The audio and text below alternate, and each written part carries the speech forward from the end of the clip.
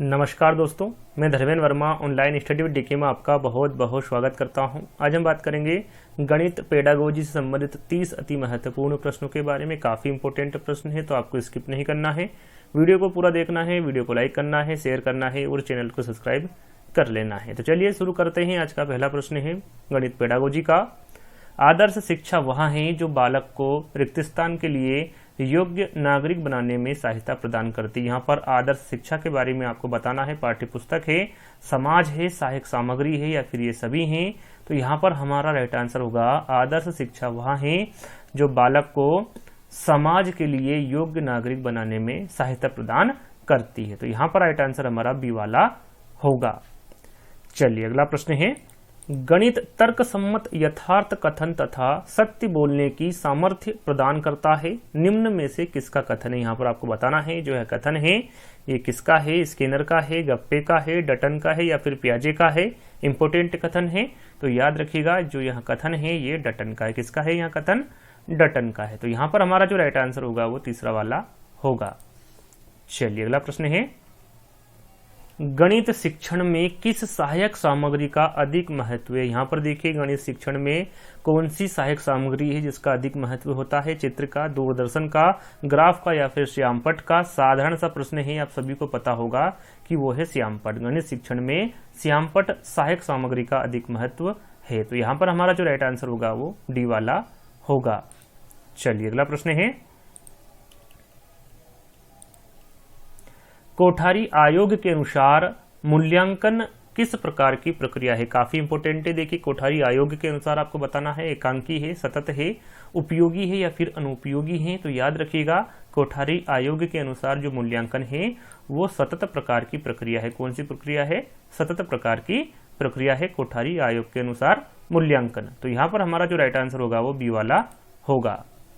चलिए अगला प्रश्न है निम्न में से क्या मूल्यांकन का सोपान? यहाँ पर देखिए इन चारों विकल्पों में आपको मूल्यांकन का सोपान बताना है। अधिगम अनुभव की योजना बनाना, शिक्षण उद्देश्यों का निर्धारण करना, शिक्षण उद्देश्यों को परिभाषित करना या फिर उपरोक्त सभी। तो यहाँ पर देखिए मूल्यांकन का सोपान पूछा गया है, तो राइट आंसर अधिगम अनुभव की योजना बनाना भी होगा, शिक्षण उद्देश्यों का निर्धारण करना भी होगा और शिक्षण उद्देश्यों को परिभाषित करना भी होगा। तो यहाँ पर हमारा जो राइट आंसर होगा वो उपरोक्त सभी होगा, यानी कि फोर्थ वाला विकल्प हमारा सही होगा। चलिए अगला प्रश्न है एक अच्छी परीक्षा का लक्षण नहीं। यहाँ पर देखिए एक अच्छी परीक्षा का लक्षण आपको बताना है कौन सा नहीं है। आसान स्तर, विश्वसनीयता, वैधता या फिर व्यापकता। तो यहाँ पर हमारा राइट आंसर होगा आसान स्तर। याद रखिएगा आसान स्तर एक अच्छी परीक्षा का लक्षण नहीं होता है। विश्वसनीयता, वैधता और व्यापकता ये तीनों ही एक अच्छी परीक्षा का लक्षण है। तो यहाँ पर हमारा जो राइट आंसर होगा वो पहला वाला होगा। चलिए अगला प्रश्न है निम्न में से क्या मूल्यांकन की एक प्रविधि? यहाँ पर देखिए एक प्रविधि आपको बताना है मूल्यांकन की। लिखित परीक्षा है, प्रयोगात्मक परीक्षा है, मौखिक परीक्षा है या फिर ये सभी हैं। तो यहाँ पर हमारा राइट आंसर होगा देखिए मूल्यांकन की एक प्रविधि पूछा गया है, तो वो लिखित परीक्षा भी होती है, प्रयोगात्मक परीक्षा भी होगी और मौखिक परीक्षा भी होगी। तो यहाँ पर हमारा जो राइट आंसर होगा वो ये सभी होगा। तो अगले प्रश्न की ओर बढ़ेंगे। अगला प्रश्न है हमारा यदि आपकी कक्षा में कोई छात्र गणित विषय में कई बार अनुत्तीर्ण होता है तो छात्र गणित के किस क्षेत्र में कमजोर हैं, यह जानने के लिए आप क्या करेंगे? यहाँ पर आपको बताना है आप क्या करेंगे। लिखित कार्य करवाएंगे, मौखिक कार्य करवाएंगे, निदानात्मक कार्य करवाएंगे या फिर उपचारात्मक कार्य करवाएंगे? तो याद रखिएगा हमेशा ये जो 8वां प्रश्न है इसका राइट आंसर होगा निदानात्मक कार्य। यदि आपकी कक्षा में कोई छात्र गणित विषय में कई बार अनुत्तीर्ण होता है तो छात्र गणित के किस क्षेत्र में कमजोर है इसके लिए आप क्या करेंगे? निदानात्मक कार्य की योजना बनाएंगे। तो यहाँ पर हमारा जो राइट आंसर होगा वो तीसरा वाला होगा। चलिए अगला प्रश्न है गणित विषय में होने वाली सक्रियाएं, गणनाएं एवं सिद्धांतों का अध्ययन यथार्थ में किस प्रकार की प्रक्रिया है? यहाँ पर आपको बताना है ये किस प्रकार की प्रक्रिया है। मानसिक है, मौखिक है, लिखित है या फिर इनमें से कोई नहीं। काफी इंपोर्टेंट है। तो याद रखिएगा गणित विषय में होने वाली जो सक्रियाएं हैं, गणनाएं हैं एवं सिद्धांतों का अध्ययन है ये मानसिक प्रकार की प्रक्रिया। किस प्रकार की प्रक्रिया है? ये मानसिक प्रकार की प्रक्रिया है। तो यहाँ पर राइट आंसर हमारा पहला वाला होगा। चलिए अगला प्रश्न है गणित शिक्षण में कौशलात्मक उद्देश्य के विशिष्टीकरण का उदाहरण। यहां पर देखिए, गणित शिक्षण में कौशलात्मक उद्देश्य के विशिष्टीकरण का उद्देश्य आपको बताना है, क्या होगा? गणना करना, निष्कर्ष निकालना, गणितीय आकृतियां बनाना या फिर उपरोक्त में से कोई नहीं। तो यहां पर हमारा राइट आंसर होगा गणितीय आकृति बनाना। याद रखिएगा, गणित शिक्षण में जो कौशलात्मक उद्देश्य के विशिष्टीकरण का उदाहरण होता है वो गणितीय आकृति बनाना होता है। तो यहां पर राइट आंसर हमारा तीसरा वाला होगा। चलिए अगला प्रश्न है, गणित की भाषा का अंग। देखिए यहां पर गणित की भाषा का अंग आपको बताना है। सूत्र होता है संख्या, संख्यांक चर होता है, संकेत होता है या फिर ये सभी होता है। साधारण सा प्रश्न है, आप सभी को पता है कि ये तीनों ही गणित की भाषा के अंग होते हैं। तो यहां पर हमारा जो राइट आंसर होगा वो ये सभी होगा। चलिए अगला प्रश्न है, गणितीय भाषा का स्वरूप। यहां पर आपको गणितीय भाषा का स्वरूप बताना है, किस प्रकार का होता है? जोड़, घटाव, गुणा या फिर ये सभी। तो ये भी साधारण सा प्रश्न है, आप सभी को पता है कि ये सभी यानी कि जोड़, घटाव, गुणा ये तीनों ही गणितीय भाषा के ही स्वरूप हैं। तो यहां पर हमारा जो राइट आंसर होगा वो ये सभी होगा। चलिए अगला प्रश्न है,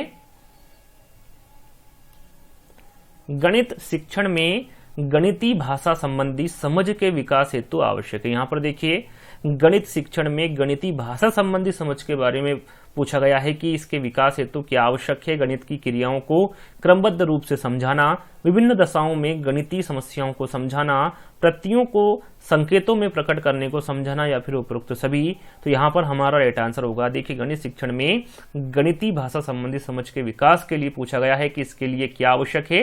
तो याद रखिएगा, ये गणित की क्रियाओं को क्रमबद्ध रूप से समझाना, विभिन्न दशाओं में गणित समस्याओं को समझाना और प्रत्ययों को संकेतों में प्रकट करने को समझाना, ये तीनों ही आवश्यक है गणित शिक्षण में गणितीय भाषा संबंधी समझ के विकास हेतु। तो यहां पर हमारा जो राइट आंसर होगा वो उपरोक्त सभी होगा। चलिए अगला प्रश्न है, गणित शिक्षण में गणित की भाषा का प्रमुख गुण। यहां पर देखिए, प्रमुख गुण आपको बताना है गणित शिक्षण में गणित की भाषा का। शुद्धता, यथार्थता, समक्षता या फिर उपरोक्त सभी। तो यहाँ पर चारों विकल्पों देखकर ही आप समझ गए होंगे क्या राइट आंसर होगा, उपरोक्त सभी। यहाँ पर देखिए, शुद्धता, यथार्थता और सक्षमता ये तीनों ही गणित शिक्षण में गणित भाषा के प्रमुख गुण होते हैं। तो यहाँ पर हमारा जो राइट आंसर होगा वो उपरोक्त सभी होगा। चलिए अगला प्रश्न है, अमूर्त एवं संगत रचनाओं के अध्ययन का विषय निम्न में से किस विषय को कहा जाता है? यहां पर देखिए चार विकल्प दिए गए, काफी इंपोर्टेंट हैं। अमूर्त एवं संगत रचनाओं के अध्ययन का विषय के बारे में पूछा गया है कि इन चारों विकल्पों में से किस विषय को कहा जाता है? गणित, सामाजिक विज्ञान, कला या फिर हिंदी। तो याद रखिएगा, अमूर्त एवं संगत रचनाओं के अध्ययन का विषय गणित विषय को कहा जाता है। किस विषय को कहा जाता है? गणित विषय को कहा जाता है। तो यहां पर राइट आंसर हमारा पहला वाला होगा। चलिए अगला प्रश्न है, गणित का पाठ्यक्रम में स्थान इसलिए महत्वपूर्ण है क्योंकि यहां सहायक है भौतिक विज्ञान के अध्ययन में, सहायक है रसायन विज्ञान के अध्ययन में, सांख्यिकी के अध्ययन में या फिर उपरोक्त सभी। महत्वपूर्ण प्रश्न है, इसका आंसर आपको आना चाहिए। तो यहां पर हमारा राइट आंसर होगा, जो गणित का पाठ्यक्रम में स्थान इसलिए महत्वपूर्ण है क्योंकि यहाँ भौतिक विज्ञान के अध्ययन में भी सहायक है, रसायन विज्ञान के अध्ययन में भी सहायक है और सांख्यिकी के अध्ययन में भी सहायक है गणित का पाठ्यक्रम। तो यहां पर हमारा जो राइट आंसर होगा वो उपरोक्त सभी होगा। चलिए अगला प्रश्न है, एक शिक्षक को गणित कक्षा में बच्चों के एक विषय समूह को कैसे संभालना चाहिए? यहां पर देखिए, एक शिक्षक को गणित कक्षा में बच्चों के एक विषय समूह को कैसे संभालना चाहिए, इसके बारे में आपको इन चारों विकल्पों के माध्यम से बताना है। तो यहां पर डायरेक्टली मैं आंसर बताऊंगा, अलग अलग क्षमताओं वाले बच्चों को एक साथ समूहित रखकर ताकि वे एक दूसरे से सीख सके। एक शिक्षक को गणित कक्षा में जो बच्चों के एक विशेष समूह को संभालना चाहिए वो इस प्रकार संभालना चाहिए कि अलग अलग क्षमताओं वाले बच्चों को एक साथ समूहित रखकर ताकि वे एक दूसरे से सीख सके। तो यहां पर हमारा जो राइट आंसर होगा वो बी वाला होगा। चलिए अगला प्रश्न है,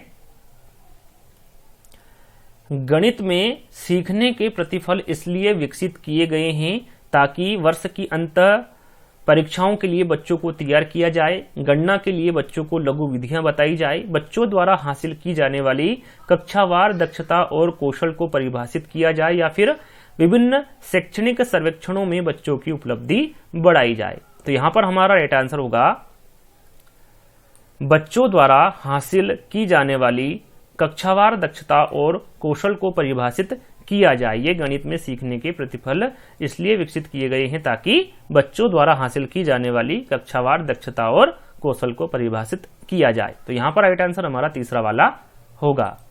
चलिए अगला प्रश्न है,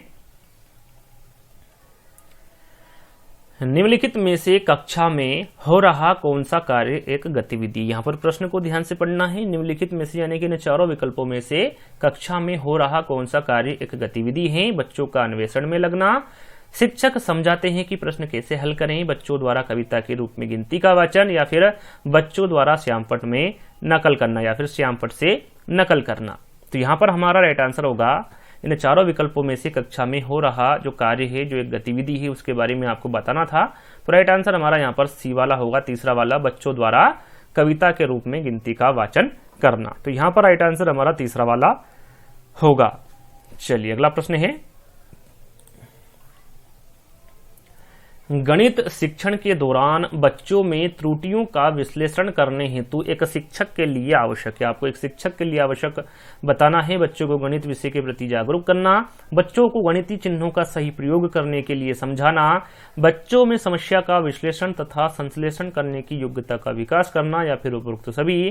तो यहाँ पर हमारा राइट आंसर होगा गणित शिक्षण के दौरान बच्चों में त्रुटियों का विश्लेषण करने हेतु एक शिक्षक को आवश्यक है कि बच्चों को गणित विषय के प्रति जागरूक करना, बच्चों को गणितीय चिन्हों का सही प्रयोग करने के लिए समझाना, और बच्चों में समस्या का विश्लेषण तथा संश्लेषण की योग्यता का विकास करना। तो यहां पर हमारा जो राइट आंसर होगा वो उपरोक्त सभी होगा। चलिए अगला प्रश्न है,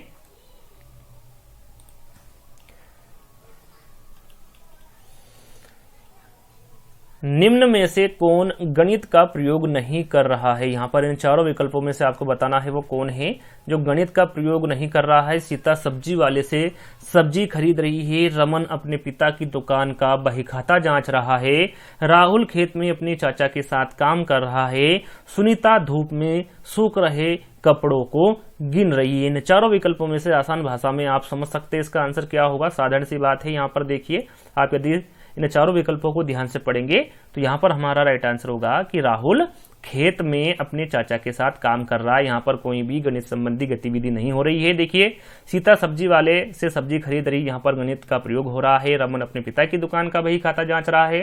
वो सुनीता धूप में सूख रहे कपड़ों को गिन रही है। सभी इन तीनों ने गणित का प्रयोग किया है, लेकिन यहाँ पर राहुल खेत में अपने चाचा के साथ काम कर रहा है। यहाँ पर किसी भी प्रकार का गणित का प्रयोग नहीं हो रहा है। तो राइट आंसर हमारा यहाँ पर तीसरा वाला होगा। चलिए अगला प्रश्न है, उच्च प्राथमिक स्तर पर गणित शिक्षण का सर्वाधिक महत्व किस रूप में है। सबसे पहले आपको ध्यान देना है किस स्तर पर पूछा गया है। तो यहाँ पर देखिए, उच्च स्तर पर पूछा गया है कि उच्च स्तर पर गणित शिक्षण का सर्वाधिक महत्व किस रूप में है, भौतिक, मानसिक, व्यवहारिक या फिर आध्यात्मिक। तो यहाँ पर हमारा राइट आंसर होगा उच्च प्राथमिक स्तर पर पूछे गणित शिक्षण का सर्वाधिक महत्व। तो राइट आंसर हमारा होगा व्यवहारिक रूप में है उच्च प्राथमिक स्तर पर गणित शिक्षण का सर्वाधिक महत्व। तो राइट आंसर हमारा यहाँ पर तीसरा वाला होगा। चलिए अगला प्रश्न है, पाठ्यक्रम में अंकगणित शिक्षण का महत्व। यहाँ पर आपको पाठ्यक्रम में अंकगणित शिक्षण का महत्व बताना है। यदि आप इन चारों विकल्पों को ध्यान से देखेंगे तो आसानी से आंसर लगा सकते हैं। घरेलू कार्य हेतु, मजदूरी व व्यवसाय हेतु, व्यवहारिक उपयोग हेतु या फिर उपरोक्त सभी। तो यहाँ पर हमारा राइट आंसर होगा उपरोक्त सभी। पाठ्यक्रम में अंकगणित शिक्षण का महत्व घरेलू कार्य हेतु भी है, मजदूरी व व्यवसाय हेतु भी है और व्यवहारिक उपयोग हेतु भी है। तो यहाँ पर हमारा जो राइट आंसर होगा वो फोर्थ वाला होगा। चलिए अगला प्रश्न है, पाठ्यक्रम में गणित शिक्षण इसलिए अति महत्वपूर्ण है क्योंकि इसके माध्यम से छात्रों में ज्ञान उपयोग संबंधी जो व्यवहारगत परिवर्तन होता है वह है। इसके बारे में आपको बताना है वह क्या है। गणित की परिभाषाओं का प्रत्यय स्मरण करना है, उपकरणों को सही ढंग से व्यवस्थित करना है, समस्याओं को हल करने के लिए उपयुक्त विधि एवं सूत्र का चयन करना है या फिर सोचने समझने के बाद निर्णय लेना है। तो यहाँ पर राइट आंसर होगा वहां समस्याओं को हल करने के लिए उपयुक्त विधि एवं सूत्र का चयन करना है। तो यहाँ पर हमारा जो राइट आंसर होगा वो तीसरा वाला होगा। चलिए अगला प्रश्न है, पाठ्यक्रम निर्माण का सिद्धांत निम्न में से कौन सा है? यहाँ पर देखिए पाठ्यक्रम निर्माण का सिद्धांत आपको बताना है इन चारों विकल्पों में से कौन सा होगा। विभिन्न विषयों से सहसंबंध, अग्रदर्शी, अवकाश का सदुपयोग या फिर ये सभी। तो यहाँ पर हमारा राइट आंसर होगा ये सभी। विभिन्न विषयों से सहसंबंध, अग्रदर्शी और अवकाश का सदुपयोग, ये तीनों ही पाठ्यक्रम निर्माण के सिद्धांत के अंतर्गत आते हैं। तो यहाँ पर हमारा जो राइट आंसर होगा वो ये सभी होगा। चलिए अगला प्रश्न है, गणित शिक्षण के माध्यम से बच्चों में निम्न में से किस भावना पर नियंत्रण रखने का कौशल विकसित हो जाता है? तर्क शक्ति, आत्मविश्वास, विचार शक्ति या फिर ये सभी। तो यहां पर हमारा राइट आंसर होगा ये सभी। गणित शिक्षण के माध्यम से बच्चों में तर्क शक्ति, आत्मविश्वास और विचार शक्ति की भावना पर नियंत्रण रखने का कौशल विकसित हो जाता है। तो यहां पर हमारा जो राइट आंसर होगा वो फोर्थ वाला होगा। चलिए अगला प्रश्न है, निम्न में से कौन सा विषय विज्ञान विषयों के आधार विषय के रूप में माना जाता है? हिंदी, अंग्रेजी, गणित या फिर सामाजिक अध्ययन। साधारण सा प्रश्न है, आप सभी को यहाँ पर पता होगा कि वो है गणित। गणित विषय विज्ञान विषयों के आधार विषय के रूप में माना जाता है। तो यहाँ पर हमारा राइट आंसर तीसरा वाला होगा। चलिए अगला प्रश्न है, मनुष्य के जीवन की गतिविधियों में गणित का सर्वाधिक उपयोग होता है? कहां पर होता है? सांस्कृतिक में होता है, मनोवैज्ञानिक में, सामाजिक में या फिर आर्थिक में? तो याद रखिएगा, जो मनुष्य के जीवन की गतिविधियों में जो गणित का सर्वाधिक उपयोग होता है वो आर्थिक में होता है। किसमें होता है? आर्थिक में। तो यहां पर राइट आंसर हमारा डी वाला होगा।